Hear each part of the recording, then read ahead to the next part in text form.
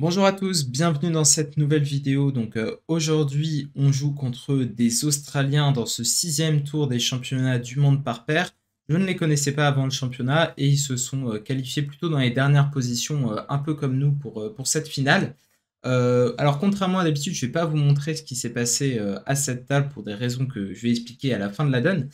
Mais on va aller à la table de Zachary Grossac, donc Zach Grossac en ouest qui jouait contre Esteban en nord et Pierre en sud parce que c'était peut-être la donne la plus spectaculaire de ce championnat du monde par paire, ce qui s'est passé à leur table. Alors, Zach Grossac passe d'entrée, ouverture d'un trèfle chez Esteban, contre en est, passe un pic chez Zach, deux trèfles chez Esteban, trois trèfles en est, passe trois cœurs, passe six piques, passe sept piques. Contre chez Esteban, passe. Bon, je ne ferai pas de service après-vente sur les enchères puisque ce ne sont pas les miennes. On se retrouve dans un contrat qui est plutôt jouable, sachant que j'ai joué le même non contré, sur entame de l'as de cœur, et je vais vous demander de réfléchir à quelle est votre ligne de jeu sur ce coup. Bon, alors malheureusement, on aimerait bien faire une double coupe, mais on sait que ça ne va pas marcher puisque As-Roi de trèfle ne vont pas passer. Et même si on défausse un trèfle sur le roi de carreau, après on va se faire couper le roi de trèfle, on va pas réussir à jouer le roi de trèfle sans se le faire couper. Et on a absolument besoin de la levée du roi de trèfle qui est la 13e levée si vous comptez. Donc il y a besoin d'affranchir les carreaux, donc il a commencé par couper et à jouer As-Roi de carreau pour voir si la dame tombait. Alors, il se doutait que la dame de carreau était en or. Au vu de l'ouverture, c'était plus probable, c'était pas sûr à 100%. Il voulait voir un petit peu si la dame de carreau venait au deuxième tour, et c'est effectivement ce qui s'est passé. Et donc, après cette dame de carreau qui vient en or, je vous laisse réfléchir à nouveau.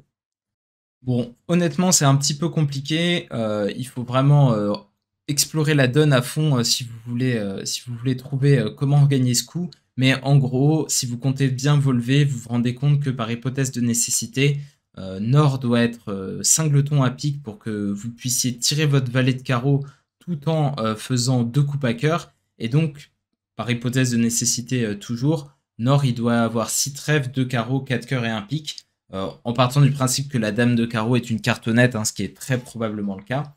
Et donc, dans cette optique, pour gagner, il y a deux possibilités. Soit vous jouez le 10 de pique sec en or, et donc là, vous avez juste à donner un tour d'atout, puis à jouer de la manière que je vais montrer. Soit vous jouez le 8 de pique pour le 9, donc en faisant l'impasse au 10 de pique ensuite pour pouvoir couper deux cœurs du mort, avec des gros atouts.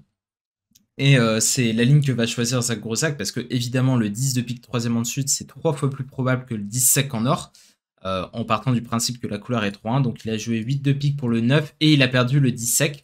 Alors je vais vous montrer quand même ce qui se passe si on passe la bonne. Donc là en l'occurrence le valet, on peut jouer cœur coupé, valet de carreau pour débarquer un cœur, carreau coupé, histoire que vous voyez quand même à quoi ressemble la fin du coup. Carreau coupé, et là il suffit de tirer les deux derniers atouts et on finit avec As-Roi de trèfle. Donc c'était vraiment une très jolie donne qui avait été trouvée par Zach Grossac, et il aurait sûrement pu postuler pour la donne la mieux jouée de l'année si ça avait réussi. Malheureusement le pauvre malheureux a perdu le 10 de pique sec. Bon, il est quand même passé dans le bulletin, mais malheureusement il s'est fait charrier pendant le reste de la semaine pour cette impasse au 10 de pique qui n'a pas du tout marché pour lui, mais qui était extrêmement bien joué de sa part. Bon, pour info, Romaric et moi, on a également joué 7 piques sur une séquence qui n'était pas vraiment maîtrisée, et on a fait une de chute. Alors moi, j'ai affronté un marabout en or qui n'a pas entamé l'as de cœur alors que qu'on l'avait absolument pas décrit, qu'on avait des chicanes dans la séquence, et je me suis fait couper mon roi de trèfle parce que j'ai enchéri à 2 et j'avais pas d'idée que les trèfles étaient si sains. J'avais ouvert d'un de trèfle bicolore majeur en ouest. Allez, on passe à la suivante. Alors sur cette donne, je vais vous donner les cartes de Romaric. Ouverture d'un carreau en or, passe, un cœur, passe, un sans atout. Alors Romaric a choisi ici faire une enchère de deux trèfles. Alors c'est un peu risqué, mais d'un autre côté on est vert contre vert et on n'a pas envie de jouer un sans atout si on a un fit trèfle ici. C'est dangereux, mais pas tant que ça, parce qu'a priori le compte derrière sera d'appel normalement. Bon, ils auront du mal à vous attraper et c'est peut-être une bonne idée d'aller jouer de trèfle contre un sans-atout. Peut-être pas d'ailleurs, peut-être qu'il faut défendre un sans-atout, mais vert contre vert, vous le savez, je le répète régulièrement, c'est une bonne stratégie d'être en attaque. Donc Romaric a dit, à mon avis, à juste titre de trèfle. Sud a fait une enchère un petit peu bizarre, là vous voyez ces cartes. Au lieu de dire contre, alors peut-être qu'il avait un doute sur le fait que ce soit punitif ou d'appel, il a dit 3 carreaux, passe, et son partenaire a dit 3 sans-atout. Passe, passe, passe. Romaric entame le dame de trèfle, il voit donc le mort, on joue petit appel et je fournis le 4, donc la carte la plus basse. Le déclarant prend de l'as et joue cœur. Bon, alors, je vous laisse réfléchir ici à ce que vous faites. Bon, alors, il y a plusieurs bonnes raisons de ne pas mettre l'as de cœur. Déjà, a priori, il n'y a pas d'urgence. C'est très peu probable que le déclarant ait 9 levées si vous passez un petit cœur. Ça veut dire qu'il faut qu'il fasse 5 levées de carreau, 2 levées de pique, l'as de trèfle et le cœur. Et dans ce cas-là, bon, ça veut dire que les adversaires ont un contrat de 5 carreaux qui gagnent, voire même probablement de 4 cœurs avec les cœurs correctement répartis.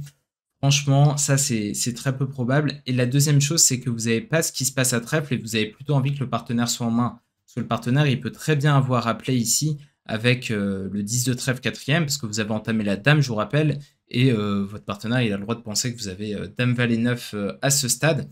Et donc vraiment, ça a été très indiqué de mettre un petit cœur ici. Et Romaric s'est un peu précipité en se disant qu'il fallait faire de manière urgente les trèfles. Il a pris de l'as et il a rejoué un petit trèfle. Et ça, c'est un petit peu douteux parce que, évidemment, le déclarant, il a, comme on l'a vu il y a quelques jours avec Esteban, c'était exactement la même position. Il n'a pas l'air d'avoir l'as blanc parce que dans ce cas-là, il a plutôt intérêt à duquer pour espérer couper les communications. Et donc, j'ai de très bonnes chances ici d'avoir plutôt le 10 long à trèfle, donc soit quatrième à l'origine, soit même cinquième. Donc c'était vraiment pas la bonne carte l'as de cœur et il fallait mettre petit pour essayer de laisser le partenaire en main. Bref, il a rejoué un petit trèfle, le déclarant a mis petit du mort. Et là, je sais pas trop quelle mouche a piqué le déclarant, mais il a rejoué cœur. Romaric a mis très correctement le 9 de cœur. Et là, bah voilà, il a mis le roi de cœur, je sais toujours pas pourquoi, et il m'a fait tomber ma dame de cœur. Et donc il a fait 300 atouts plus 1 qui n'était pas du tout une bonne note parce que 4 cœurs faisait 10 levées, donc on a marqué quelque chose comme 20%. Heureusement parce que quelques paires ont filé plus 1 à 4 cœurs, donc ça nous a sauvé du zéro. Mais alors c'était une erreur de Romaric qui est derrière déclarant qui était hyper inspiré. Heureusement derrière il n'a pas fait l'impasse sur moi la dame de carreau et il a très justement tiré ses levées en voyant que il était clairement mieux qu'au contrat de 4 cœurs déjà à ce stade. Voilà, donc je sais pas trop quoi dire sur le pourquoi le déclarant a mis l'as de cœur. Peut-être qu'il s'est dit qu'avec roi dame de trèfle et as dame de cœur, il aurait une intervention au premier tour, mais franchement, je crois que c'est pas vrai du tout. Il savait peut-être pas que les trèfles étaient 5-5, il pensait peut-être qu'ils étaient 6-4 et qu'avec roi dame de trèfle 6ème et as dame de cœur, il aurait dit de trèfle. Je sais pas, faudra lui demander, mais toujours est-il que c'était pas très sympa de sa part et que on n'a pas marqué un bon coup sur la donne, mais encore une fois, comme sur la donne précédente, c'était plutôt mérité. Bon, alors sur cette troisième donne, on retourne dans ma position, ouverture d'un sans atout 14-16 chez Romaric, passe en sud, et qu'est-ce que vous faites avec la main suivante, sachant que vous avez le choix entre deux piques, qui est l'équivalent de 1 100-200 dans le safe, soit 3 piques qui montrent un 5-4 mineur forcing de manche avec la courte à pique, soit enchère un petit peu plus brutale de 300 atouts.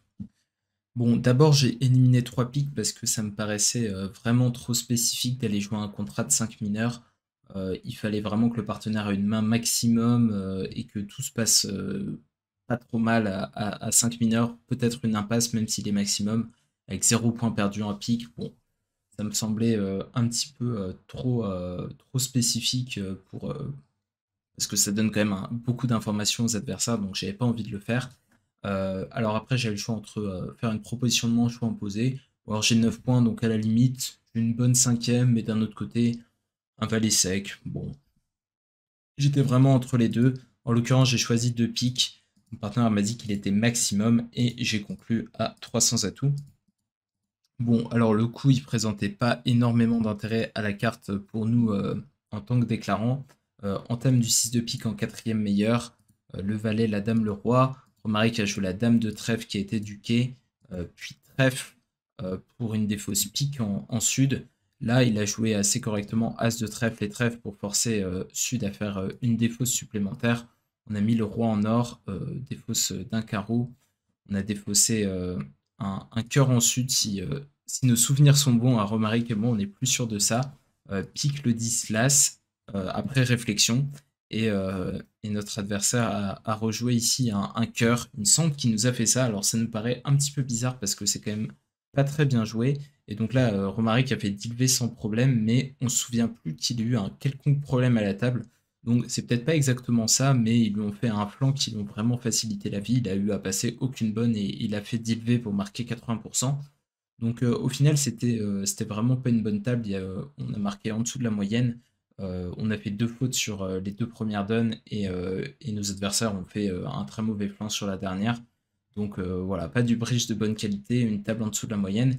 Et il nous reste une table contre une paire française pour finir la session. Donc ça, ce sera demain. Donc n'hésitez pas à liker la vidéo si vous l'avez appréciée et à vous abonner si ce n'est pas encore fait. Et puis on se retrouve demain pour la dernière vidéo de cette première séance sur les 3.